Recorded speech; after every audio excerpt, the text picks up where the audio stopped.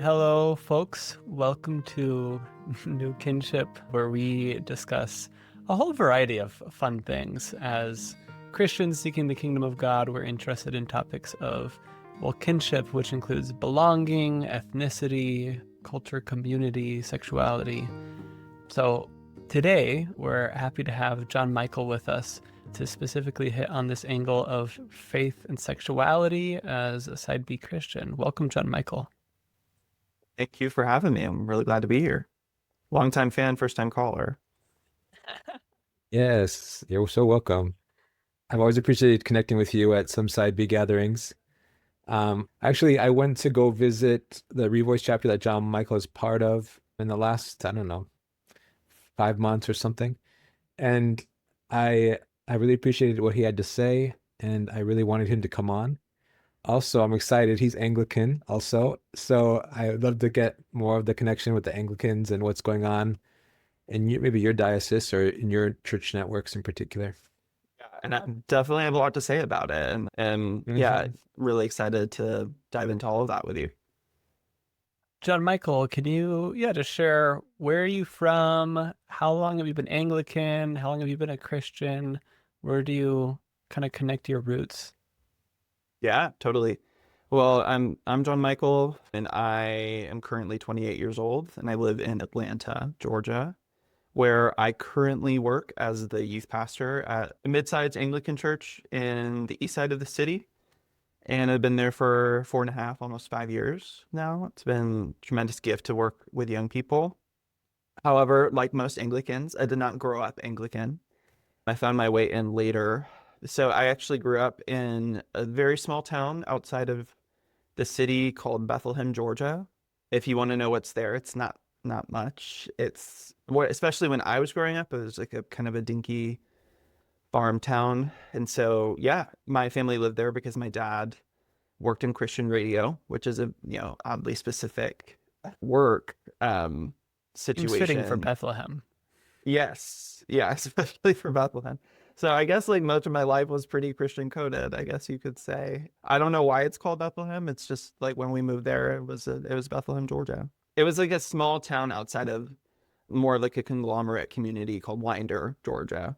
So if anyone on the podcast, like listening to the podcast is from Winder, like please reach out, not many of us, but anyway, yeah, so I grew up there pretty much my whole life in what is a pretty much stereotypically Southern community. And that included going to church every week, multiple times a week, actually. And I grew up in the Southern Baptist Church, which was a really good experience for the most part, with some baggage, of course. And yeah, and had a really delightful time broadly. I have a story like many people who are LGBT or same-sex attracted in the church, and that I like loved church actually.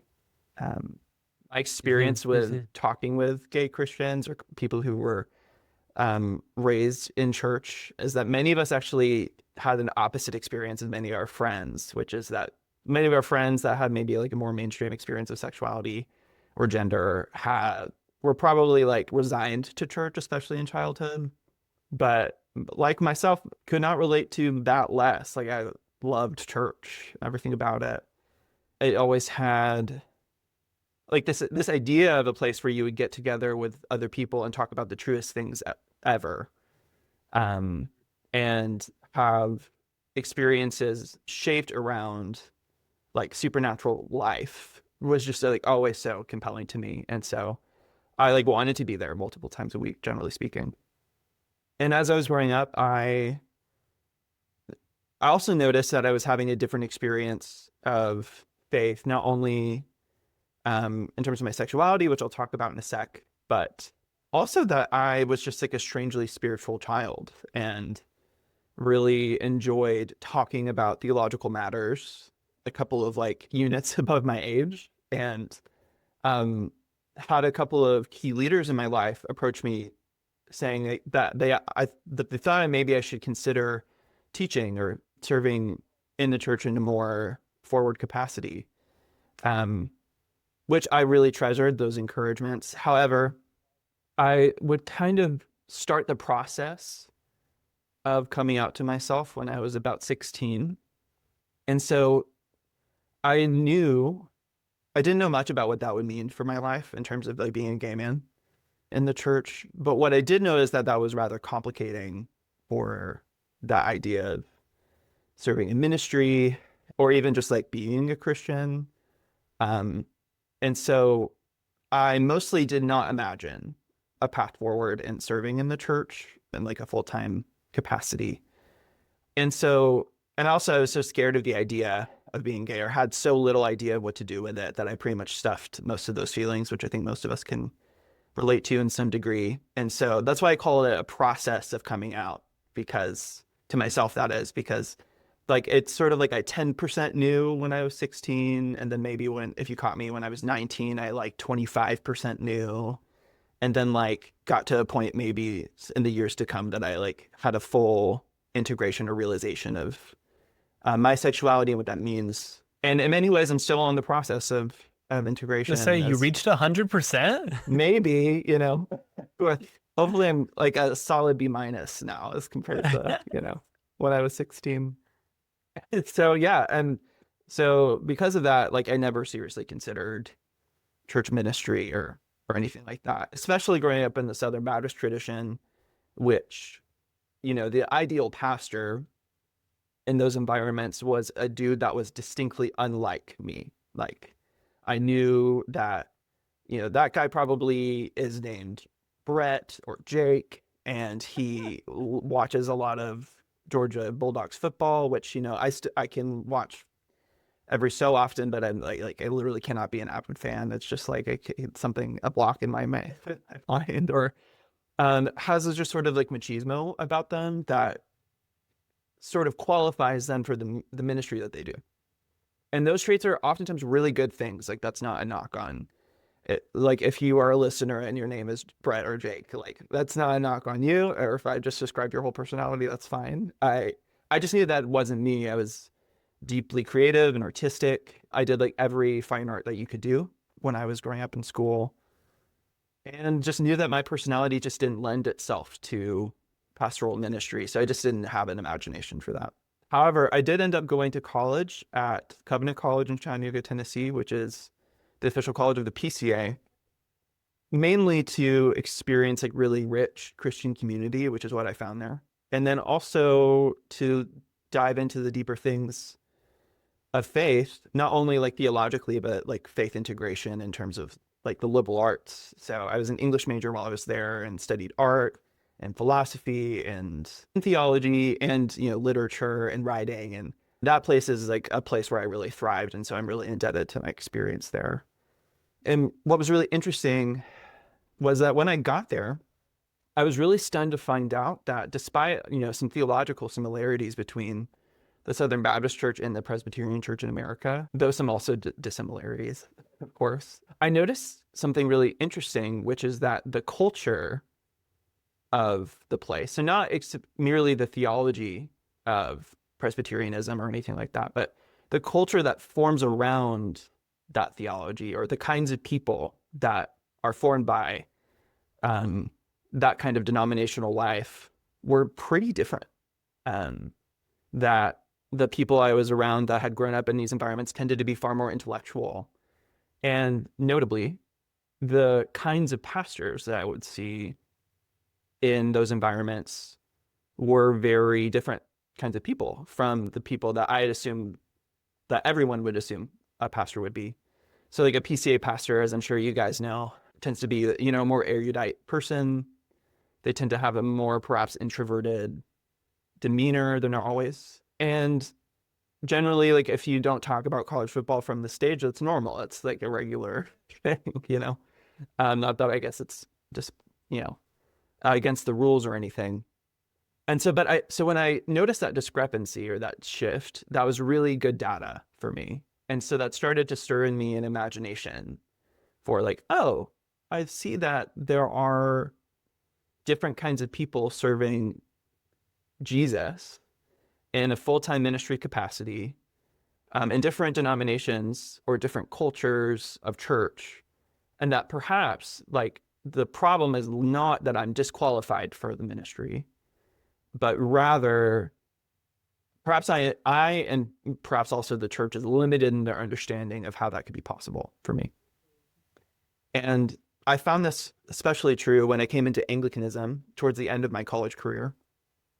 And I ended up there by accident. I certainly would like to think myself a really intelligent theologian, and I like read all of N.T. Wright's books, and that's why I ended up at a Anglican church. But quite the opposite. I was probably like the least intellectual time of my life. I had gone on a missions experience over the summer between my junior and senior year of college, the summer I turned 21. It was on an Indian reservation on the west coast of the United States, and I was there for a few months. And it was a very beautiful cross-cultural experience, and I learned a lot, and it was also very heartbreaking and complicated. I was like also totally in love with one of the fellow interns that I was with, and that was like a really like emotional, like romantic time in my life too. So I came home pretty burnt out and found myself pretty unable to do my assignments on time when I returned for my senior year, or like make it to church or make it to class on time. I felt like I was just generally kind of going like belly up in terms of my abilities to attend to life well.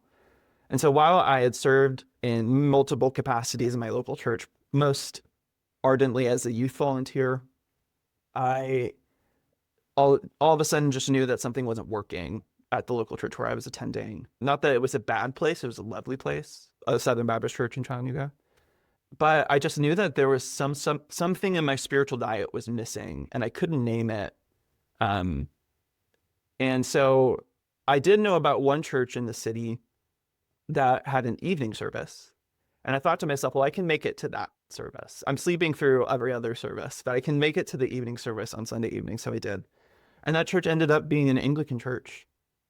And to my complete surprise, the Anglican way like brought me back to life. Like I don't really know how else to explain it other than it was just a very outside of my control thing.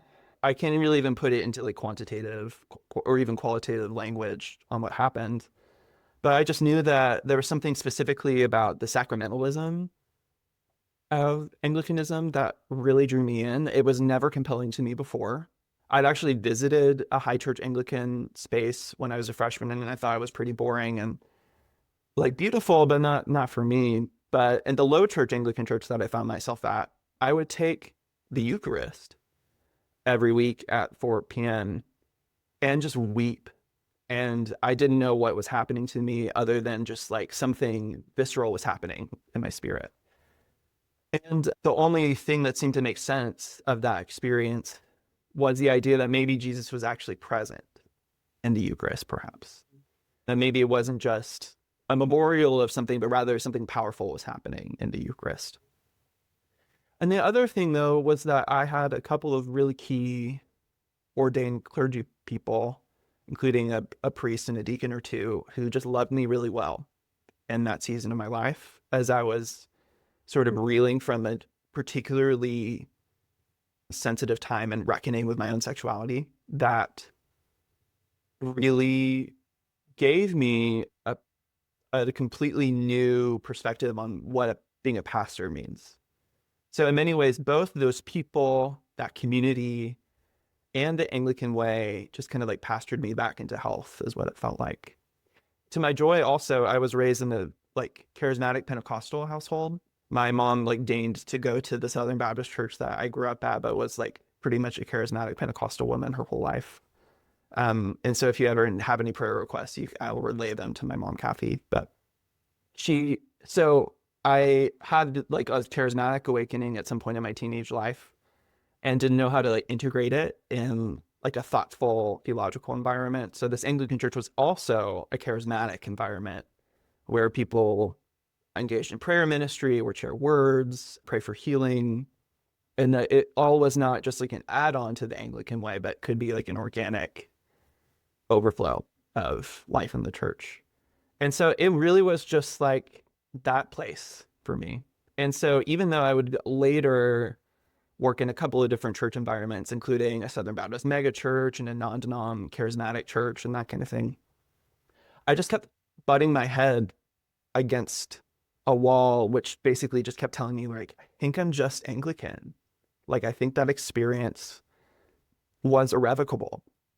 And I talk to people often who have similar kinds of things as well. So that's how I came into Anglicanism, the long way around, by virtue of, the SBC, then the PCA, Charismatic Non-Denom, then Anglicanism. So a long pilgrimage, you could say. Yeah, So. definitely a long pilgrimage.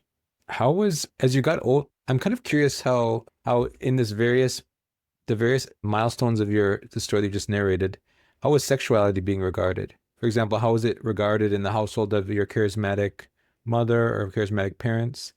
How was it kind of engaged with as a Southern Baptist youth, as a Presbyterian university student, then as the new Anglican, and then at the various subsequent church positions that you had been part of? It might be very different. It might be pretty similar. I'm actually curious. Well, it feels like that the time of my adolescence was a sensitive time in our culture regarding LGBT issues. So, and it also is complicated by the like proliferation of internet and TV media alongside growing up in a pretty small, secluded town as well. So it's a mixed thing, I would say, but I definitely was never encouraged to go to any kind of conversion therapy, which I thank God for often. However, I think some of the narratives around conversion therapy certainly did make it into my upbringing. My mom in particular, it was a counseling graduate student at a pretty right-wing Christian university.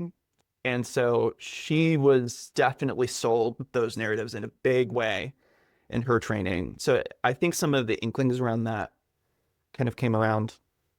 I think that what comes to mind when I think about growing up as a child in the SBC, there was for sure some pretty intense homophobia. I would say that no one ever beat me up or anything like that, but I did feel a ton of shame. And it did not take long for me to encounter it. And that I knew that I was a very different kind of person and that everyone else seemed to know. And it was sort of like this memo went around that I didn't get. And so I did my best to kind of go under the radar or to be as unoffendable as possible.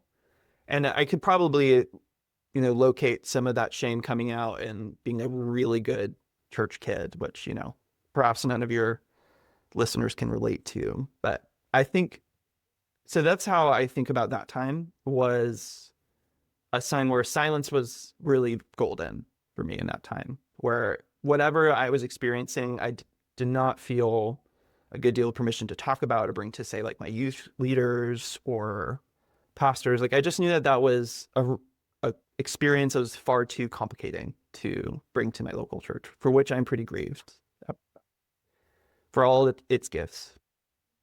When I came into my college career, I started noticing some warmth happening.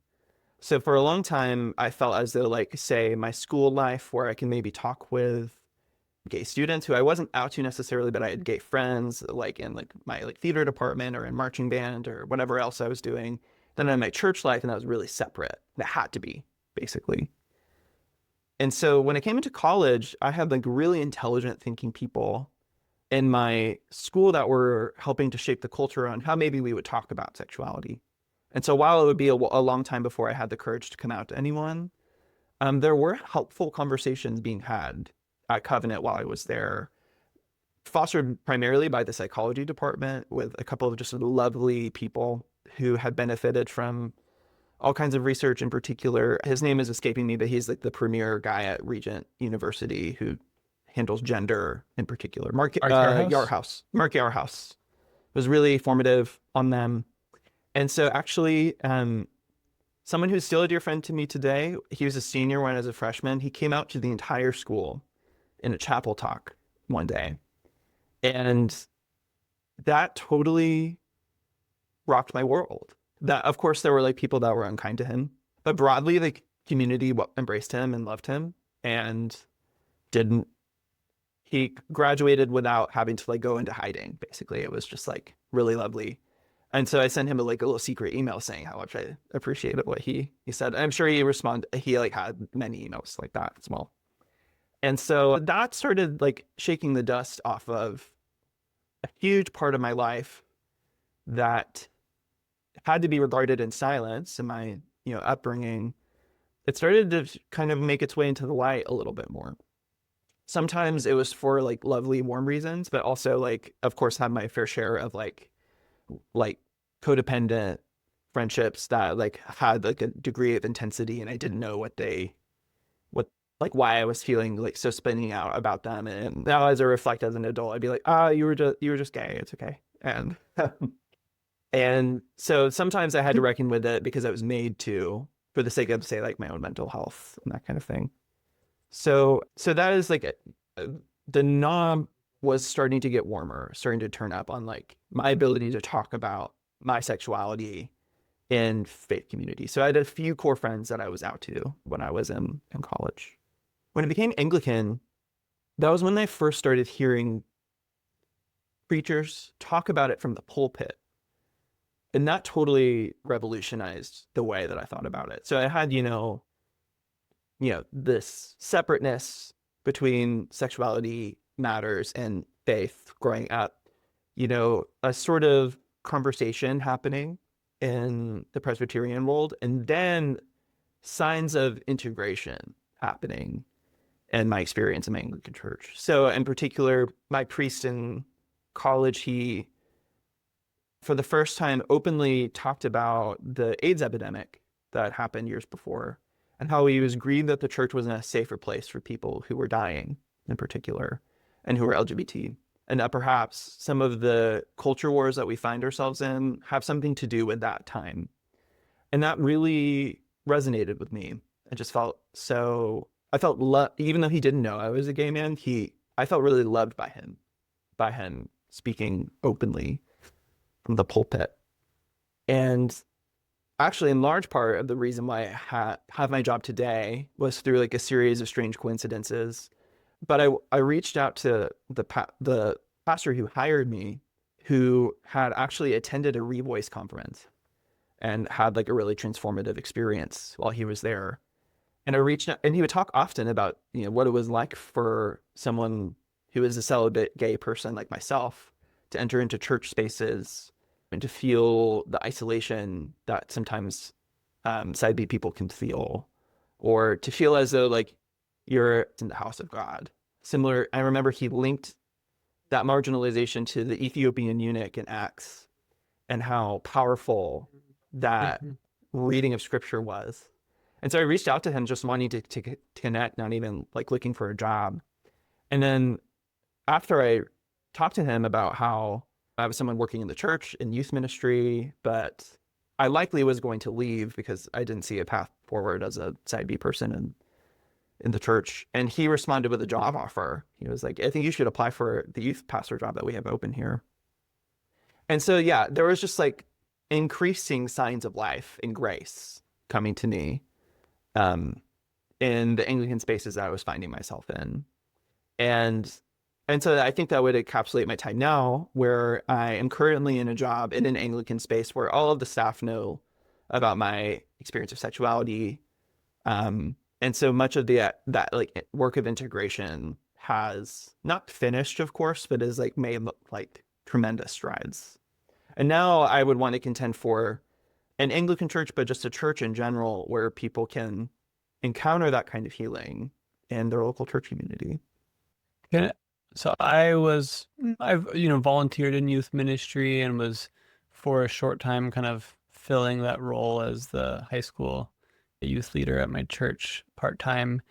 And for a while, not the whole time, it felt like not if the shoe will drop, but when the shoe will drop, of when will a parent complain about who the youth leader is, who's overseeing this, if they're trustworthy. What has your experience been like? Both just the kind of internal mental experience and then the actual lived reality of, you said the staff are all aware. What does that actually look like with the youth or with the families? Well, I would say that since I'm in a liberal secular environment broadly where I live in Atlanta. So most of the churches around are liberal Protestant expressions of church and are fully affirming environments, and with varying degrees of what that means, of course, for those communities.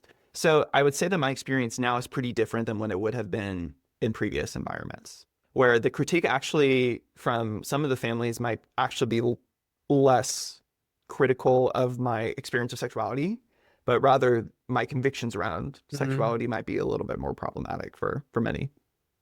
Of course, like there's a mixture of kids from like perhaps families that are more conservative or families that are more liberal, maybe kids that I encounter that don't go to church at all, but they enjoy youth group and that kind of thing.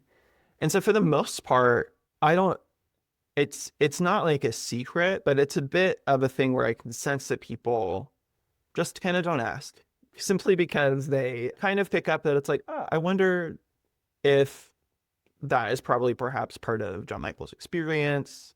But I also like haven't talked extensively about sexual ethics in my youth group, perhaps as like a pendulum swing away from, SBC purity culture, for better or for worse. And so it hasn't come up a ton. I do sense, though, some things where I do recognize that my relating to young people is somewhat different from someone who has like a straight experience of sexuality. So like, for instance, I know that even the kids don't think they're unsafe, at least from what I understand. But I do know that if like, for instance, like a parent wanted to talk to me about, hey, it seems like you're not dating. Why is that? Or it's like, you're not married. That's interesting. I would feel comfortable saying like, oh, it's actually because I'm actually a gay man, but I don't date because I'm actually side B. I would want to set up that conversation well by having a sense where it's like all the boundaries were clearly respected and there was like absolutely no grounds to assume that maybe something was up with me, or I was keeping this big secret, or I was trying to like engage in the inappropriate discussions with kids. And so I'm actually really thankful to be a part of a diocese with pretty stringent rules around how adults relate to children and young people in general. And as someone who's side B, I benefited tremendously from those. Simply not because there was ever like any kid was ever in danger in any of the environments I was in, but simply just because I was always above reproach. And so that is a huge gift. And so nothing like that has ever come up. And I think the kids also sense that sense of safety too. They know that the like intense exclusivity with me or any of the adults that are in the environments that I host isn't really a part of things, or there is a sense of just like probably, like nervous system safety that I think a lot of the kids experience. But so yeah, basically it hasn't been complicated at all. At least in the logistics that I have, it doesn't really affect me more than any other youth leader in the diocese where I serve in. And so this is a word to any church leaders that might be listening. Those kinds of youth and safe child protection and vulnerable adult protections really minister in ways that perhaps are unexpected. They create safety for your whole church and not just even the young people or the vulnerable people in your midst. Yeah, thank you. Jon-Michael, I wanted to also touch on a point that we haven't directly engaged with yet. So why side B? I assume you mentioned maybe when you were in high school age or university, college age, maybe you had considered alternatives. But why side B made sense for you up to maybe now? Yeah, great question. I, of course, engaged in all the Google searching, when I was a teenager, as you guys can probably relate to. There was a time where I did wonder if affirming theology, or side A theology, as we would call it, was more my path, especially as I thought, not especially about myself and like how I would engage sexuality, but rather I would think about my friends that I was in high school with and be like, I would like to be kind to them. And so maybe being side A is just the right thing. I wouldn't have had the language of side A at that time, but I did have wonderings if, a full affirmation of same-sex marriage is just like the kindest way to navigate that topic of conversation. My experience of sexuality set aside, of course.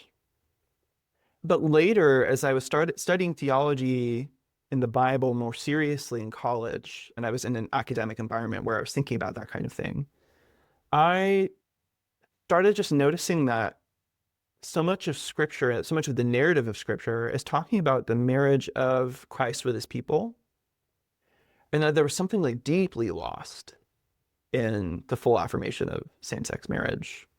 And that I just started any sort of relationship I had to side A theology or any warmth that I had to it just kind of died. I was never really convinced by any of the reading that I was doing at the time either, by lovely people who I know love Jesus very well, but I just was not convinced by it. However, I think, especially in the PCA world, the jump would not have been from side A to side B, but rather to a side A to rather an XY situation.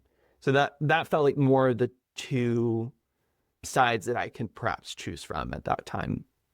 So as I was thinking about the side X thing. Can I Oh, ask yeah. really quick on side A? You said you were reading different stuff. Was that mainly online? Were there any books that you particularly read through and processed through?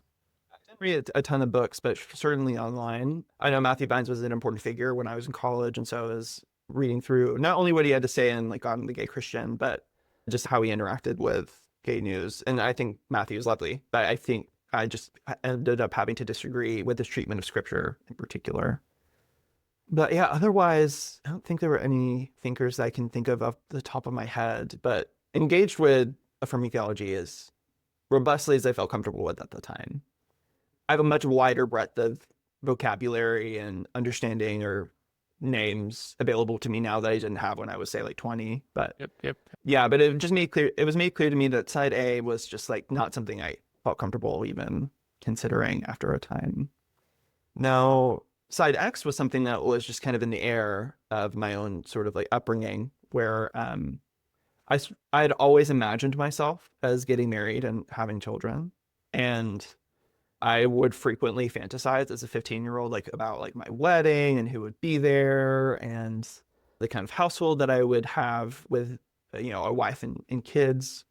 And so I think I just always adopted that as my assumption before I had achieved, the B minus, as you could say from earlier.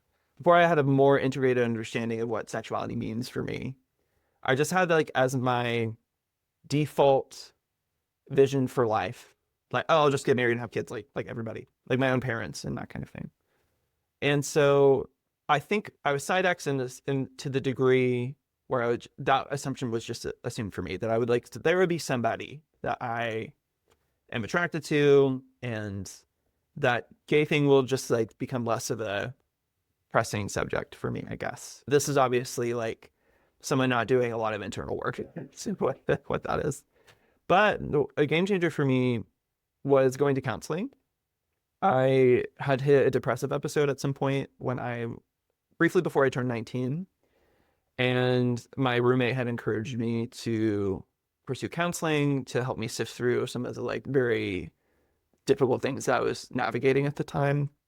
And a counselor knew about Wesley Hill and had recommended, I don't think Spiritual Friendship was out at the time, but just had recommended him as a person to be aware of. And so we would chat about like that new world of the kind of spiritual friendship thing. And that while I was never like fully engaged on the blog or whatever that was happening in those years, I had a mile marker in my mind of like, oh, there's a person out there who's talking about things like of sexuality. And he didn't mind calling himself gay either. And so then the, side X/side Y thing started becoming less and less helpful. I would even say that I, feel a lot of warmth to particularly like our side Y siblings, totally understand where they're coming from. But I just noticed that from a practical level, there was something really helpful about embracing a gay identity and a lot of the culture around, say, like LGBT life or queerness as my own story. So like I remember, I think like Love, Simon came out when I was in college, which if the listeners don't know, that's a movie about a teenager coming to terms with his own sexuality as a gay kid. And I remember hearing a lot of buzz about it and, the Christian world about like not necessarily it's evil, but perhaps it's unhelpfulness to our culture. And I remember thinking, well, that's my story. Like Simon and I are very similar. And that sameness is important. It's important to me to name. And pretending that that whole kind of narrative is altogether unhelpful is just like, was just not practically useful to me. I was like, oh no, I think I want people to know that when I say that I'm a gay man, that I mean that stuff. That like Simon's experience in that story, or I don't know, like what else was on at that time, like in Glee, like Kurt and Blaine or whatever. Like the features of their narratives are also mine. And I want you to draw from them. Not to stereotype me, but rather as like a helpful engagement with perhaps some of the like both the joys and the sufferings of my own story. And so then finding side B was such a gift, because I was like, oh, I don't have to choose. Like I can, in my own sexual life, honor Jesus like I've always wanted to, and accept that there's a lot of redemptive parts about me being a gay man, and that Jesus isn't scared of those parts of me necessarily, even if he would expect holiness from me as someone who would ascribe to following him, you know? So I think that really did it for me. Now, of course, it would be a while before I was like able to live into what being a gay man means for me in the kind of way that I do now. But yeah, that's where being side B kind of landed for me. So as usual, shout out to Wesley Hill for just being the GOAT. What are some of those? Yeah, just like what does that redemptive integration look like for you? Yeah, well, it means unlearning some of the shame that I think was foisted upon me in childhood, where I don't have to be saddened or sorrowed or made to feel afraid of, say, parts of my personality that were affected by me being gay. So, you know, my affinity for the arts, or me being good at, I don't know, interior design, or like whatever, like whatever it is that was affected by me being gay, stereotypical or not. Those are good things. I actually, in my theology, I fully expect to see them as part of like my glorified state in heaven. Like, I don't think those parts of my personality are going away, or even the love that I feel for other men. I actually think much of that will make it into new creation. And so that means that any shame that was foisted upon me about that stuff, not so much about even the sin in my own life that might be like correlated to my experience of sexuality, but that other stuff that is pretty like morally neutral, it's actually ridiculous in the Christian life to feel shame around those kinds of things. If it is true that my being a gay man includes not only simply who I would like want to sleep with or who I would marry or like whatever, but also all the other stuff that being like an LGBT person means in any given cultural context.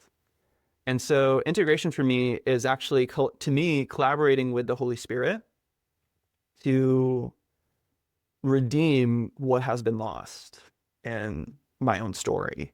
So for me, that has looked like a lot of counseling and therapy.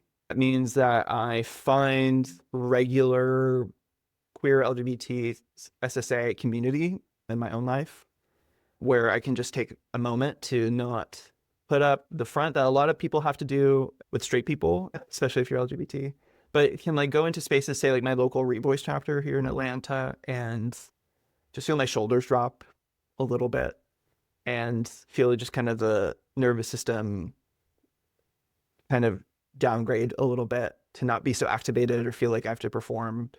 And that those places are like perhaps like God ordained environments for me to love him well. It could also mean that I also accept some of the hard parts of my own story, some of the wounds that I gained from growing up as a queer kid in like a small conservative town, that also expecting to see the work of Jesus, not in spite of those wounds, but because of those wounds. That I think like Martin Laird would say that the wounds of Jesus become portals to heaven.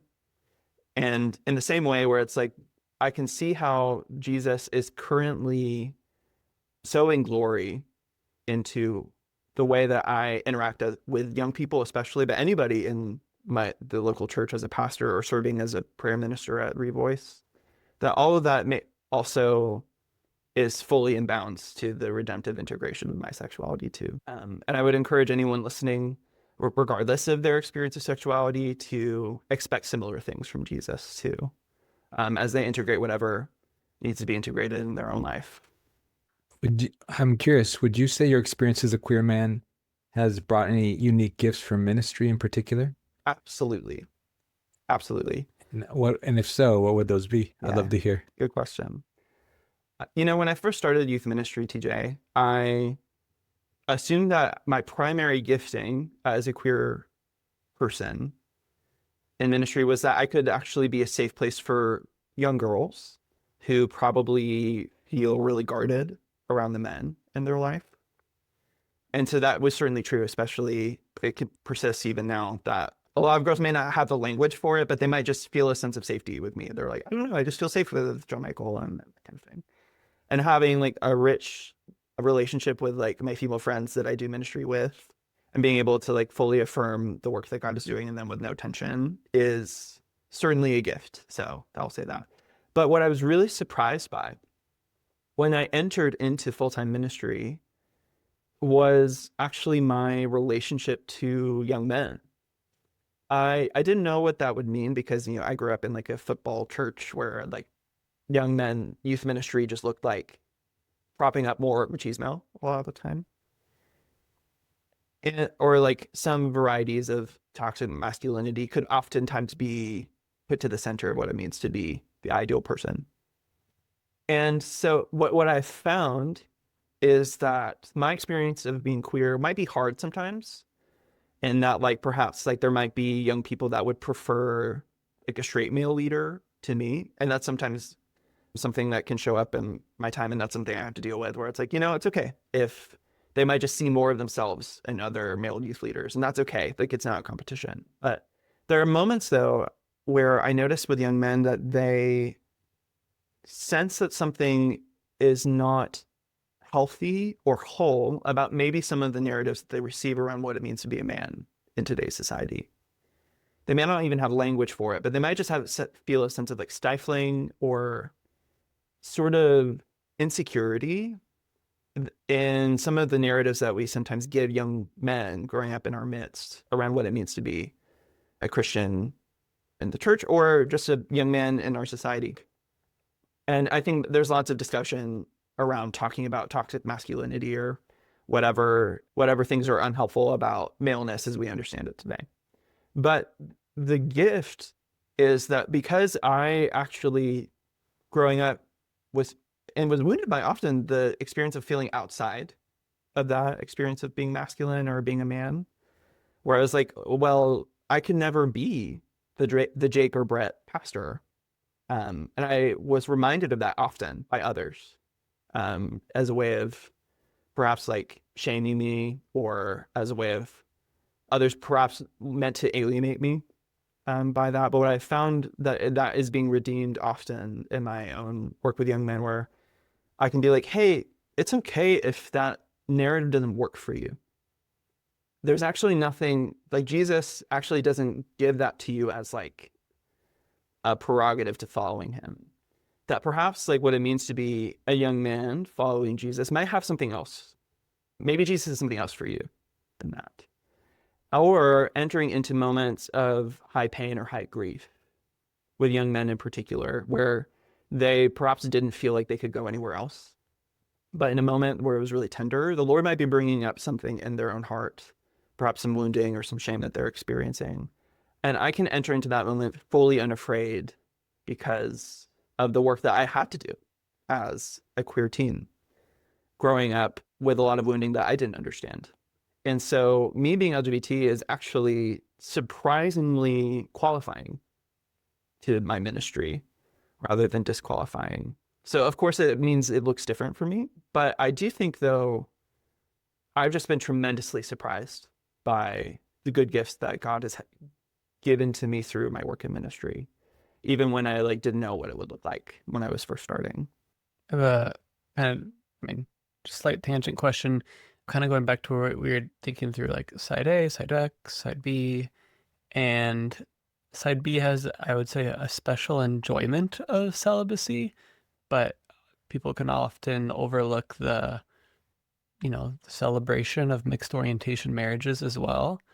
How have you, in those kind of, considering different perspectives, how is when did that enter into your reflections and be like, oh, I don't kind of like, I'm not forced to that option of heterosexual marriage, but it's kind of on the table, but not in the way that I thought about it. How do you think about vocational discernment right now in your life? It's a good question, and it's tethered to the work that I do for sure. Because I think the way that I engage in ministry shifts, just like any person, based on my marriage status. And so I think all of that is something that is for sure an open question for me today. I think that I would first start and say that the language of mixed orientation marriage is really helpful to me as someone who I think assumed, like I said, my whole life would be dictated by like I would find a woman and get married to her, and then like we would have children. It was good to know that like that was perhaps still an option for me, but it would perhaps have to be a kind of a special calling from the Lord if I wanted to enter into that. So I think I assumed I would do that for a long time, but then started noticing in my reading of scripture, the prizedness of singleness and celibacy. I started to wonder if there would actually be more of a cost than a benefit if I were to enter into marriage and retain a status as a church worker. And so I frequently still wonder that if say like the Lord called me into a mixed orientation marriage with another woman, would probably give up a lot of what makes my presence in the local church pretty special. And there would be a lot of shifts that would sometimes be really awesome, and then sometimes it would be a loss. And there would be losses to grieve, of course, too. But I also didn't want to feel too married, pun intended, to celibacy either, because I didn't want for it to be a compulsive celibacy, which I think, side B critics levy at us pretty often, where it's just like, you're just like compulsively, making people be single. And it's like, well, no, not so much in that Jesus doesn't ask anybody to do. Like chastity, as the Catholic would say, is like expected of everybody. So, or like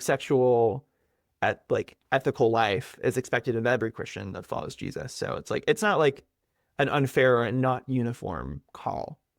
But that being said, like I've also wanted to make sure that my living into being single doesn't simply mean life as I've known it before. So I was surprised when I would enter into like a revoice space or a side B space that there are other people like navigating what kinship means for them. And it's actually different from even just those two things. So I have like dear friends here in Atlanta that are in a like very special kind of friendship or have a celibate partnership, or they live in intentional community. Like I right now live with my sister. And so actually that is like a pretty different way of navigating my vocation as a church person than even just when I was like living in an apartment by myself, or when I lived with a local family, or when I lived with roommates.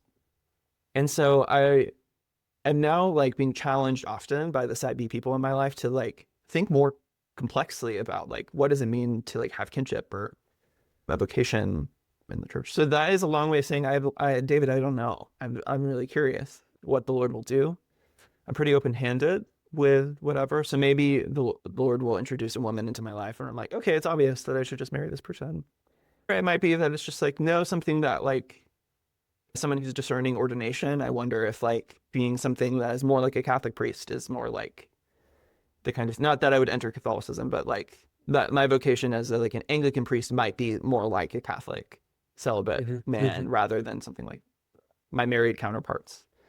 Or it might be that I find like an intentional community or attempt to start one, and that's the way that I like live out at least a significant portion of my own life. Maybe a celibate partner. I don't know. I am pretty dizzied by the options oftentimes. And as someone who's a bit of a commitment phobe, I'm pretty hesitant to like just dive in wholeheartedly to any one of them. So.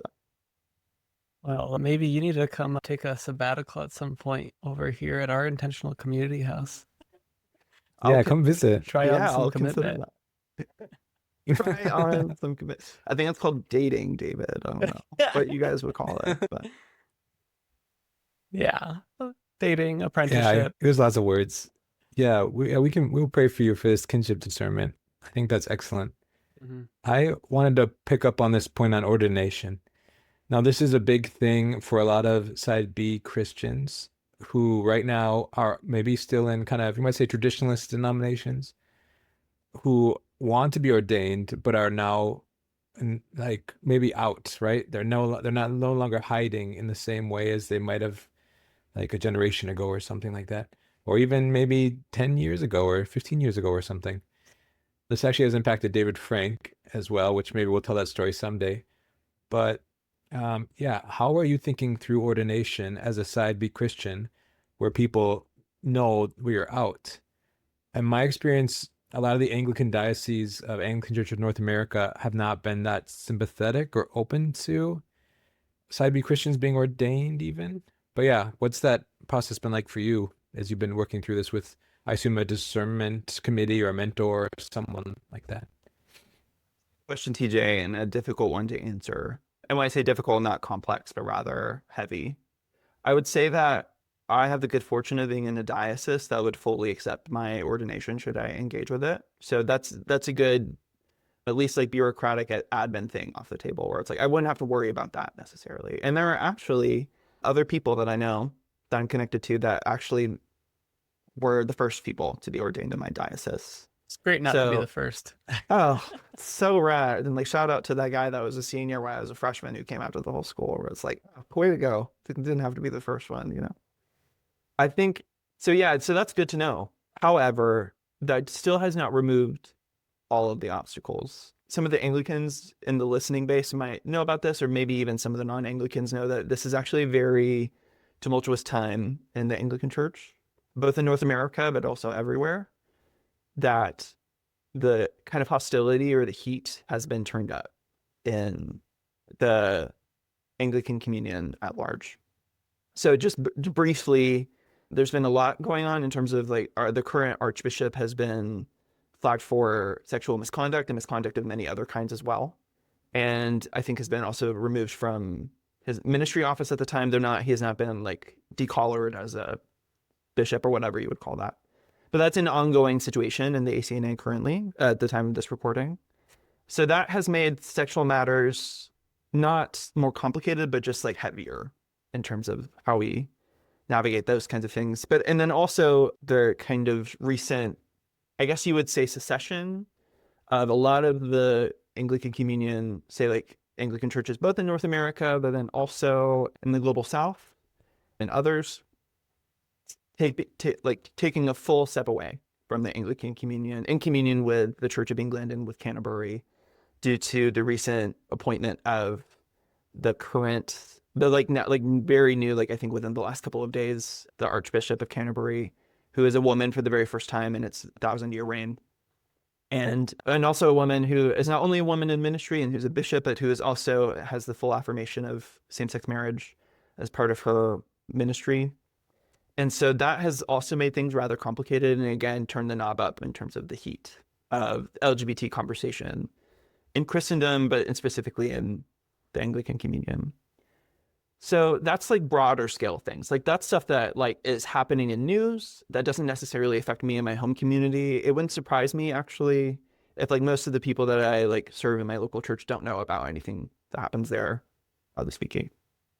But it is like a cautionary thing for me as I navigate my own vocation as perhaps as an ordained person where it's like, hey, let's maybe be wise about being side B and entering into ordained ministry. I don't want to step into something that I simply am just not mature enough or strong enough to engage yet.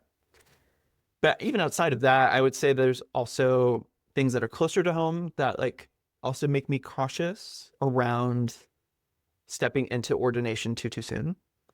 I would say, navigating my church work has brought up in things in me that has surprised me, as I think every church worker listening could probably agree with, that it's like, oh, these particular insecurities or these particular weaknesses of mine have become visible to me, have been brought up to the surface because of the work that I do. I think anybody who works in ministry of any kind can relate to that.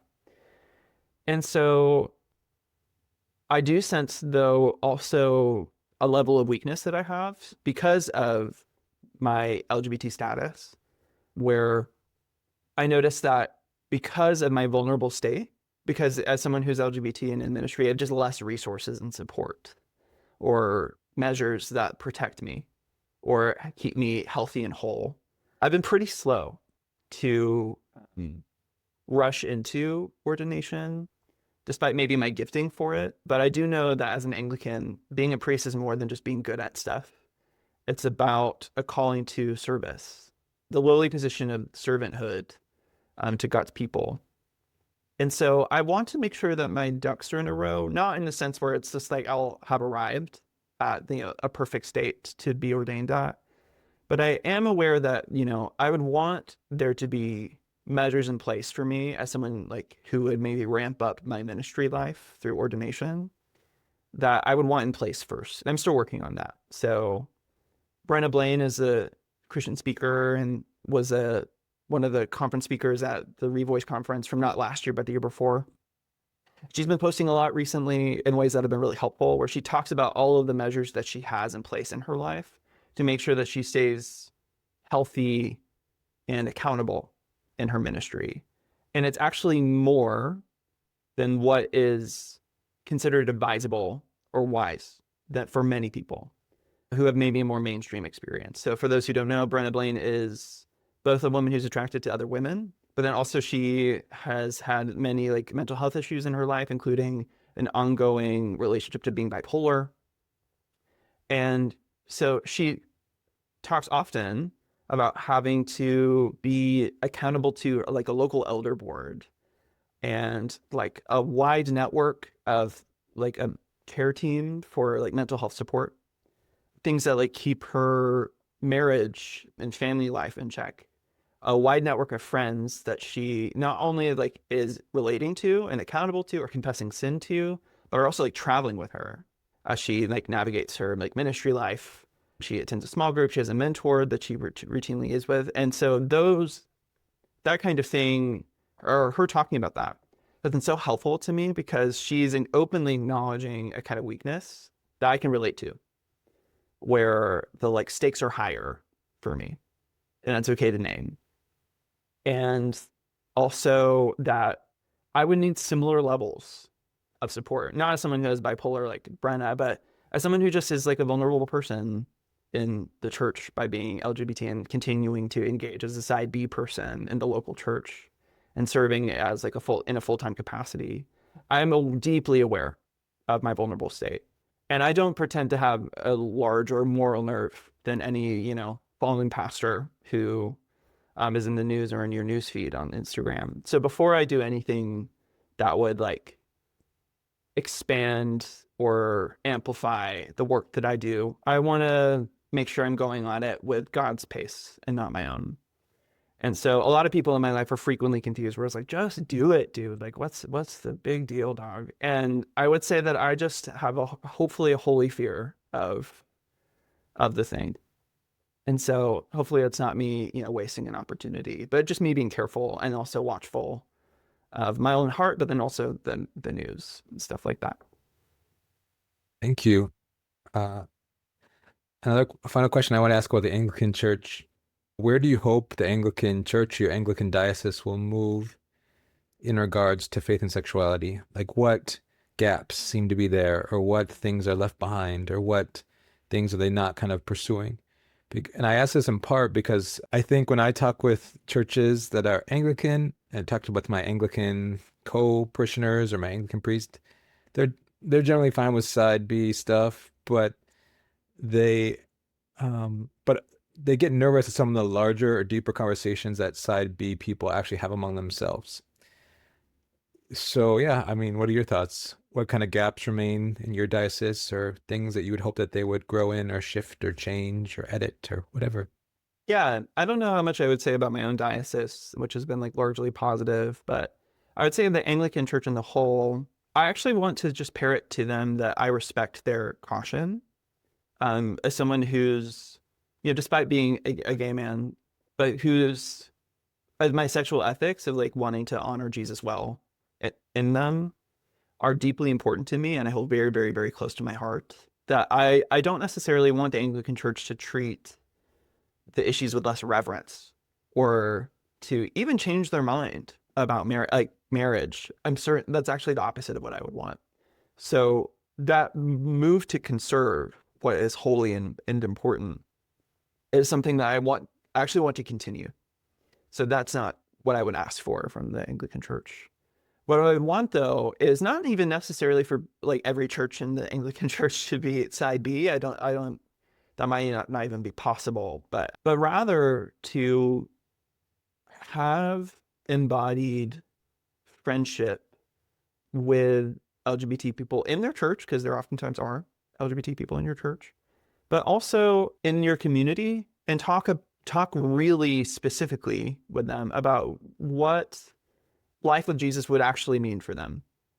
And to maybe treat with also a sort of level of reverence what you're asking of a person when you would say you should convert to being Anglican. What would that actually mean for them? And not only what it mean for them or your neighbor who maybe is engaged in a like same-sex marriage or a relationship or a sexual relationship specifically, but what would your church be on the hook for too? I would say that perhaps the invitation of the Holy Spirit is that when someone would choose to be faithful to Jesus in that particular way of like becoming side B or being side Y, even someone who is attracted to the same sex, what would then your church community, how would it need to shift or to change? Or how would you need to navigate things with a greater sensitivity or greater love even if you were to welcome that person in your midst? And how you answer that question is actually a matter of like evangelism and like sharing the good news well. So I would consider it not only like helpful wisdom on how to be more winsome, but also I would want the Anglican Church to be a place where people come in knowing they're loved. And that's what I would want for the Anglican Church. And how that would shake out in the politics of it all, I don't know. That is far above my own pay grade. But I also know as someone who's LGBT that politics are important. And so I would hope to see policies or practices put in place in the Anglican Church that reveal the love of Jesus and also Jesus's call to holiness to everybody. And so that's what I want. Thank you so much. We appreciate all your thoughts. I wanted to ask before we wrap up, is there anything else that you want to share with our listeners? Any other pieces of wisdom, any other thoughts you might have from your experience? Perhaps in ministry, perhaps not. I would want to tell listeners, I would say specifically to side B listeners or listeners who have, are perhaps not mainstream experience of sexuality, to not count yourself out broadly. I am oftentimes saddened by when I'm in a side B space, like a Revoice conference situation for my local chapter, that I oftentimes have a hard time finding other people in ministry. But specifically, I have a very, very difficult time finding side B people in church ministry. Like I find more often side B people in other kinds of ministry, say like campus ministry or some sort of parachurch thing or some kind of nonprofit work. And that is all like wonderful. But sometimes I fear that we send LGBT people or side B people specifically the message that church leadership isn't for them. And I would want people to be able to hear me and see me and to hopefully have a new vision for life and say that perhaps if God is leading you to serve God's people in like a full-time ordained capacity, I would want them to be able to feel open to that and to be able to say like a robust yes to the work that Jesus is up to in their own life. And then I would also say that the thing that I think God is teaching me often is that the weakness that you experience is qualifying to your ministry. It does not disqualify you. I would say that I relearn that all the time, and that with Jesus, nothing gets wasted. It all makes it in. and that you might be just like truly surprised by the goodness of God, honestly, in your own life. And that you could maybe expect that even the, like, especially the hardest parts of your own story are the stuff that like qualifies you immensely to be the hands and feet of Jesus in the world. I always appreciate your eloquence, Jon-Michael. So I appreciate this whole time that we've had together. I wanted to ask if is there a way that people could connect with you if they were interested? Feel free to find me on Instagram. I think I'm at Jon-Michael Shelley on Instagram. So please feel free to find me there. I have a, fun little Instagram that I like to run. But also if you want to find me at like my like work email, feel free. It's likely going to be in the show notes, and I'll send that to you in just a sec, TJ. Yeah, that would be great. Yeah, we'll happily share both links in your show notes. Yeah, so thank you everyone for listening. We appreciate having Jon-Michael, and we thank you for just being part of this community overall. This podcast is fully supported by people like you who want to see it continue. If you like this podcast, first, please consider sharing it with a friend who might also like it. Referrals from others are the biggest way people find our podcast. And second, please consider supporting this podcast on Substack. Starting at $5 a month, you can ensure this podcast continues, and you'll also get access to our subscribers-only WhatsApp group for new kinship supporters. We'd love to hear from you as we continue to pursue diverse perspectives and nuanced conversations around sexuality, ethnicity, desire, and belonging in the kingdom of Christ.